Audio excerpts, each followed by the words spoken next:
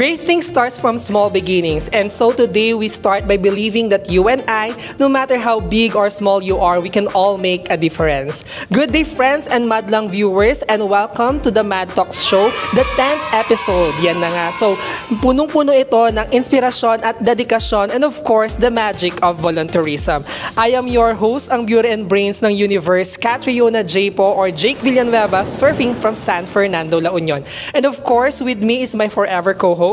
Yes, ito ulit si Kuya Myros, ang inyong Bibo volunteer na nagmumula sa Manila, Parañaque at Bicol. Dahil bawat isa ay may mahalagang kwento at may bagong inspirasyon at mabuting pagbabago, tandaan na ang MAD ay para sa iyo at sa madlang tao. Again, this is your Mad Talks Show. Para sa makabuluhang panonood na may kasamang kulit at kilig. Myros, mad ka na ba? Mad na! Ayan, so welcome again po sa ating 10th episode ng The Mad Talks Show. And of course, kamusta ka naman? Pero before tayo magkamustahan, no?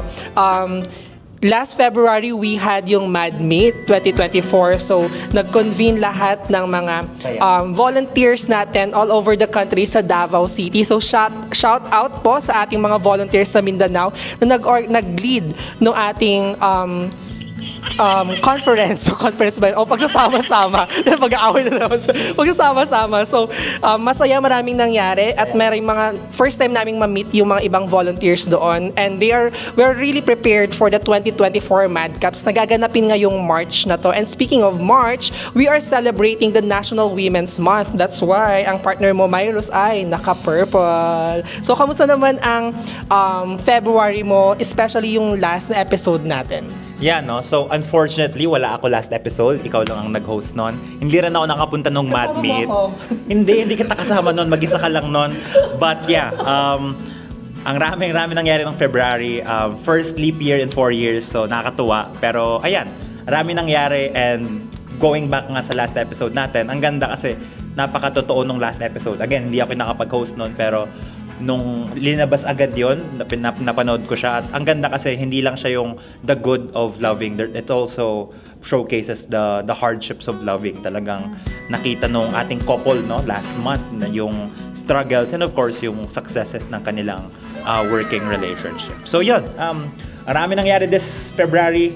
Last February, of course, there's so much more to come.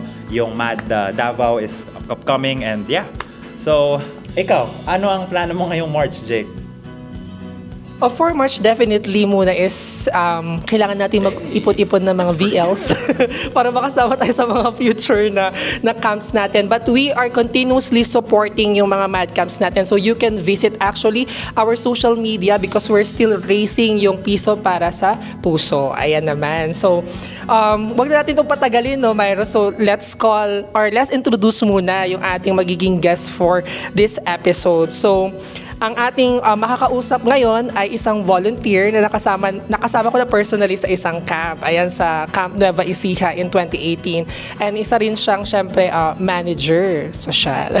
Pero more than that, ay isa rin siyang ina na magbabahagi mamaya ng kwento niya sa pagiging isang ina at pagiging isang volunteer.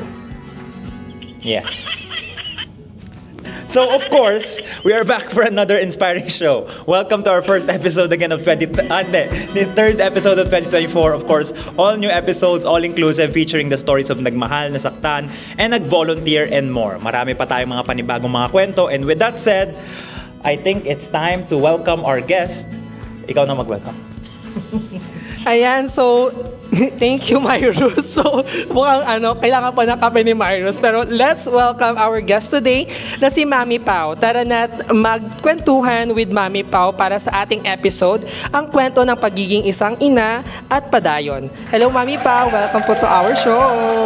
Hello. Ayan. Naka-purple din si Mami Pao. Kamusta po, Mami Pao? Mabuti naman po. Hello po sa lahat po ng nanonood sa live show. And magandang hapon po, mga Madmates. Ayan, so welcome to the show, Mami Pao. First time to meet you and mukhang napaka-energetic mo po. So bago tayo mag-start, may mahalagang kaming mga tanong para sa iyo, Mami Pao. So una sa lahat, mad ka na ba? Mad na! Ayan, so sige, ikaw. Ayan.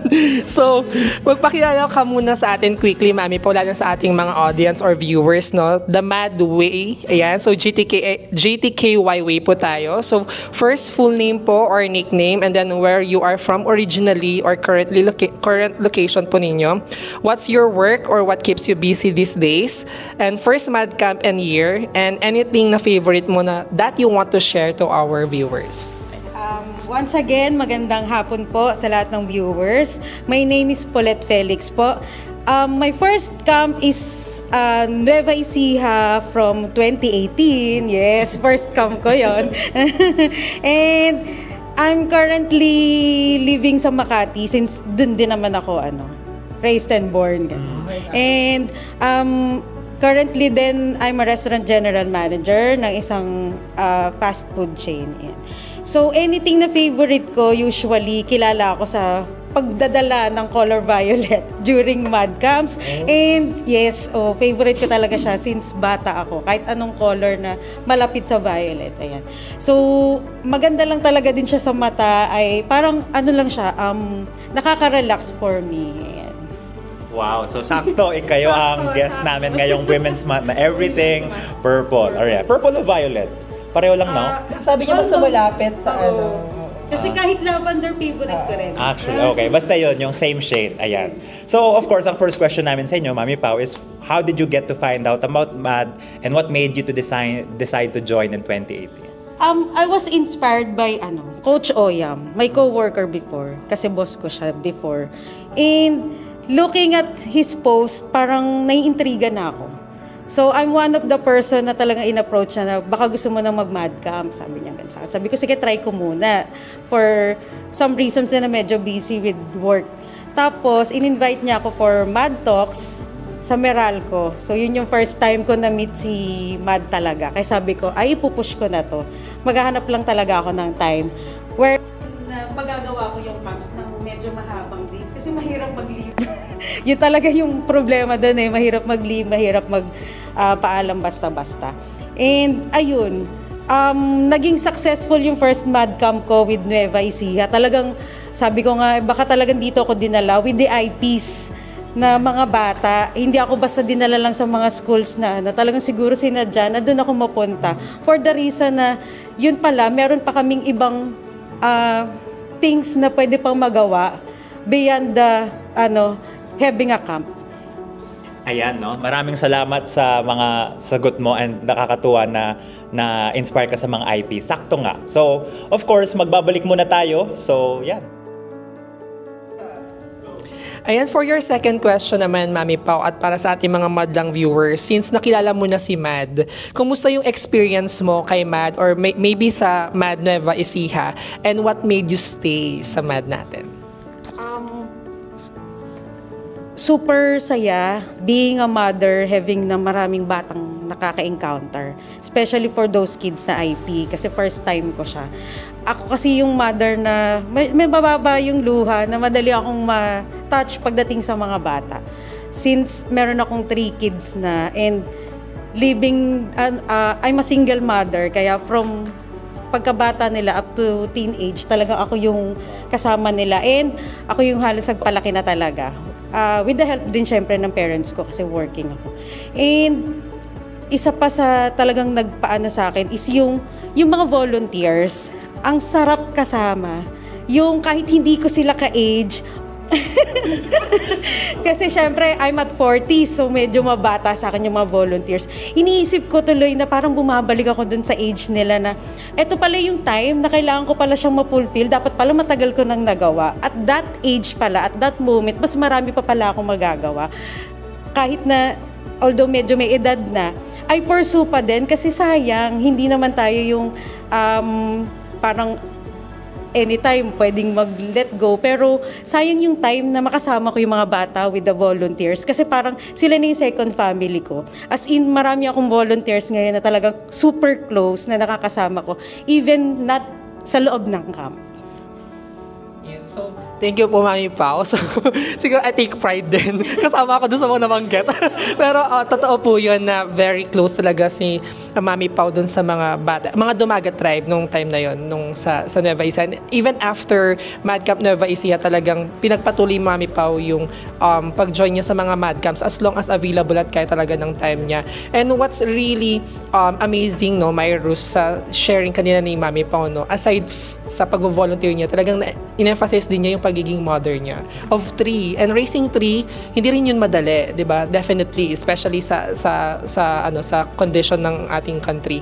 And we're very proud na mother, ganyan. So, talagang tinataas natin ang bandera ng pagiging isang babae. Yes naman.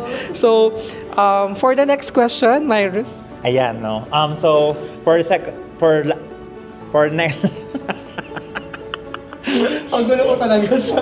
Ganyan mo talaga kami sa Hindi, ito kasi mga ate. Anyways, ayan. So for our third question, how did MAD or volunteerism help you with your growth as an individual? Siguro kasi, di ba, you mentioned, yun nga, parang you took on that challenge from being a single mom of 3 kids to having more kids, no? Getting to take care of many kids or of the people, of course, the children we serve. Yeah, how did this help you? Siguro number 1 is yung na-mold lalo yung pagiging mother ko. Kasi kahit na single parent ako, I'm not actually yung laging present with the times na kasama yung mga anak ko.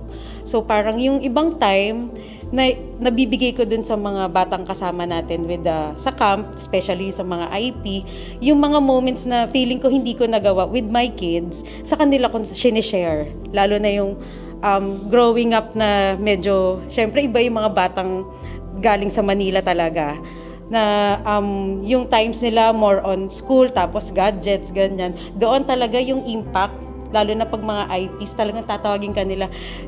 Mas nakakilala na nga nila akong Mami Pao instead na Ate Pao eh. Kasi talagang pagdadating ka, yung mga bata lalapit sa'yo, magpapasuklay, yung caring ng parang nag-aalaga ka pa rin ng bata, na as in, yun yung mga times na hindi ko masyadong nagagawa during paglaki ng mga anak ko. So, isa yun siguro yun sa parang nakapagpa-inspire pa sa akin na mag-continue.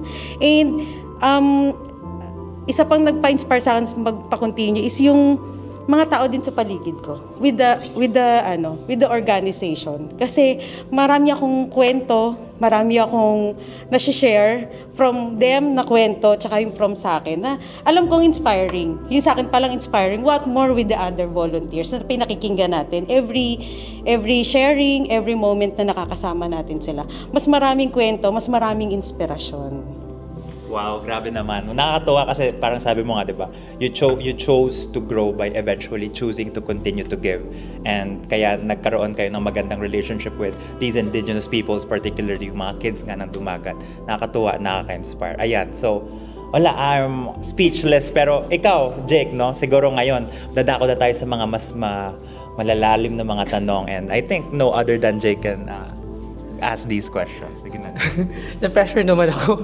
Medyo emotional din ako pag nani-nani ang usapan. Wait lang. Okay, so tanong ko natin, Mami Pao. How do you navigate po yung roles po ninyo of being a mother and at the same time being a volunteer in MAD? Siguro time management lang po talaga. And every time na nasa bahay ako, focus ko is yung mga anak ko. And pag sa work. The other times, MAD naman po. Pero currently kasi, yung mga kids ko wala dito sa Pilipinas. So, medyo nagiging active ako last year, nakailang rin ako eh. So, parang yung free time ko talagang kay MAD lang. Tapos work. Hindi ako yung tipong maraming gala, kasi parang mas gusto ko lagi may kabuluhan, yung extra time. Kasi yung time na yun, parang treasured mo na yun eh. Hindi yan basta relax, kasi may natututunan ka, may na-share ka. Ayun. And siguro, one thing din po, share ko na lang din with the madlang dahil since wala naman din po yung mga kids ko dito. Yung mga kids ko po kasi nasama ko, especially yung panganay ko, with one camp. So parang isa rin siya dun sa na-inspire, dun sa mga bagay na ginagawa ko. Kaya totally nag-continue ako at hindi ako pumalya kapag mad ka na ba? Mad na. Hanggat kaya. Hanggat kaya. Kasi minsan, siguro din dahil sa time, kaya hindi ka nakakatanggi ka. Pero as much as possible, kahit wala ako dun sa picture, yung feeling ko, kailangan meron akong na-share. Kasi na-approach ako, nakakahiya. Parang feeling ko para sa akin, meron akong goal na hindi ko nagawa. So, kahit behind the scene, kailangan meron. Kahit konti lang, at least meron. Ang galing, no? So, ngayon, there's luck, there's, of course, the alignment of all your schedule. So, I think, matatanong ulit natin yung pag-navigate ng kanyang role, focusing on what's to come for this year, 2024. So, ano yung mga learnings or advice, especially what to expect sa MAD ngayong 2024? Especially now na nandito na sila and yun, mas challenge ka to further navigate your roles. For me, parang siguro bilang nanay na lang, siguro masashare ka na lang din talaga yung mga experiences, yung masasayang experiences. Medyo may times na maiiyak ka kasi talagang sinasa puso mo, dinadamdam mo kung ano man yung mga inputs from you. Pero at the end of the day, yung happiness na nadadala sa'yo bilang isang volunteer, bilang isang nanay with the kids sa camp. And iba pa rin po talaga kasi kapag hindi porket MAD, nagka-camp lang tayo. Iba pa rin talaga yung nasi-share natin with the school, with the volunteers, and with the families po na mga bata na natutulungan natin. And siguro, one thing to share na lang din po is to continue. Nandito na po tayo sa organization. Ituloy po natin at hanggat kaya po. Kasi the more na lumalaki yung pamilya natin, mas masaya. Di ba po parang pag sa bahay, pagka mas marami kang anak, mas masaya. So the more na mas marami akong kapatid na volunteers, the more na mas maraming tawag dito, nakaka-appreciate sa akin as Mami Pao, mas nagiging mas nagiging inspired ako to do better things pa na pwede ko ma-treasure hanggang sa kaya pa. Okay, comment. Ayan, thank you po Mami Pao for sharing yung mga expectations niya or yung look up to niya for the 2024 camps. Syempre marami tayong naka-line up na camps for this year and sabi nga ni Mami Pao, the more na lumalaki yung ating family sa MAD, the more na mas nakaka-inspire tayo sa bawat isa. So, mas nadadagdagan yung perspective natin. I think that's the good thing about MAD. We all come from different walks of life. That's why we are able to share yung iba't ibang perspective ng buhay. And mas na-appreciate natin actually yung mga ganitong mga experiences ng mga co-volunteers natin. So, we're very thankful actually, Mami Pao, that we have you also in MAD. So, yan naman. At Myrus, any additional? Actually, yun nga, no? Alam kong masyadong seryoso siguro yung usapan natin ngayon. Pero nakakatuwa kasi parang totoo nga di ba? May kasayahan sa pag-volunteer. Gusto natin kasama yung mga close natin. Gusto natin nakapagbigay ng saya. Pero minsan, no, nakakalimutan natin. Tulad nga ng nasabi ni Mami Pao, may roles tayo minsan hindi natin alam ang laki na pala ng halaga sa atin ng mga kids na mga bata na binibigyan natin ng serbisyo or ng oras natin. Kaya yun, talagang kapag building a relationship kasi, especially with these kids, lagi siyang personal, no? Kaya nakakatuwa yung nasabi niyo po, Mami Pao. Yun nga, ang pag-volunteer, hindi lang siya puro saya. May lungkot, may sakripisyo, at talagang may time management. At yun talagang may sacrifices nga at may oras ka dapat na ibinibigay para sa kanila. So yeah, no? Magandang reminder sa aming dalawa na ako, balak ko nga mag-attend ang lahat ng MAD camps this year sa talaga. Pero kidding aside, Narinig po ninyo yan, kidding aside. Mag-attend po si Myrus sa lahat ng camps for 2020. Hindi, pero kidding aside, no, I think it's a good reminder to all volunteers, hindi lang nag-MAD, pero sa lahat ng mga willing mag-volunteer na yun nga, there's always something personal, and since there is something personal, we should make sure na we give our utmost priority, especially to the people we're serving. Ayan, so maraming salamat po, Mami Pao, for joining us today and for sharing all your stories, and we look forward to you with Madness 2024. Sabi ko nga, kung sumama ka sa lahat, siguro kasama ko sa lahat. So, I hope na-enjoy mo na rin ang episode. I hope you enjoyed this episode. I hope na-enjoy ng madlang viewers natin itong episode as much as we did. Yes naman, Virus. We'll be expecting reports from you sa lahat ng camps na mangyayari. So, maraming salamat again, Mami Pao, for joining us in this episode. And that's it. Thank you for our Madlang viewers also. Hope you all learned something from our guest, si Mami Pao, about the topic na ang kwento ng pagiging isang ina at padayon. Ayan. So, abangan muli sa aming mga susunod na episode ang iba pang inspiring stories from our interesting sets of guests. Ayan, no? So support our upcoming Mad Camp starting this March. Follow our social media platforms for the updates and we'll see you there. Ayan, so we would like to acknowledge, of course, our Mad Talks production team. It's the same people. So to know more about I Am Mad and to get updates on our fundraising activities and volunteer opportunities, check out our FB page, of course. That's facebook.com/I am making a difference. Twitter and Instagram at IamMad_PH. Of course, follow us as well on YouTube. You can watch this episode at our Facebook page and also on YouTube. So it's also just search in your search bar, I Am Mad Volunteers, where we share and promote, of course, our episodes. So that's it. Ako po ang inyong host, si Catriona J. or Jake Villanueva po, surfing from San Fernando, La Union. At ako ulit, si Kuya Myrus ninyo. Ang masasabi ko lang is makikita nyo ako sa mga lahat ng Mad Camps this year. Hanggang sa muli, let's talk about love, living, and learning, and the magic of volunteerism. This is the Mad Talk Show Episode 10 and Season 2. Dahil bawat isa ay may mahalagang kwento at may baong inspirasyon at mabuting pagbabago. Tandaan na ang Mad ay para sa'yo at sa madlang tao. Again, this is your Mad Talks Show. Mad ka na ba? Mad na! Bye-bye!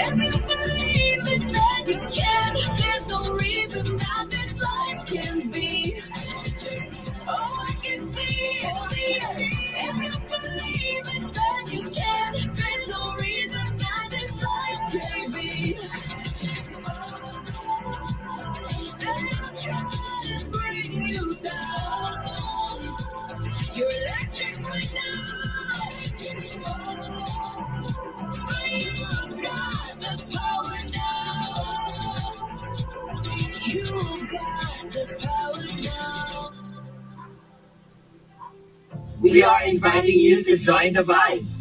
Volunteer with us at I Am Making a Difference.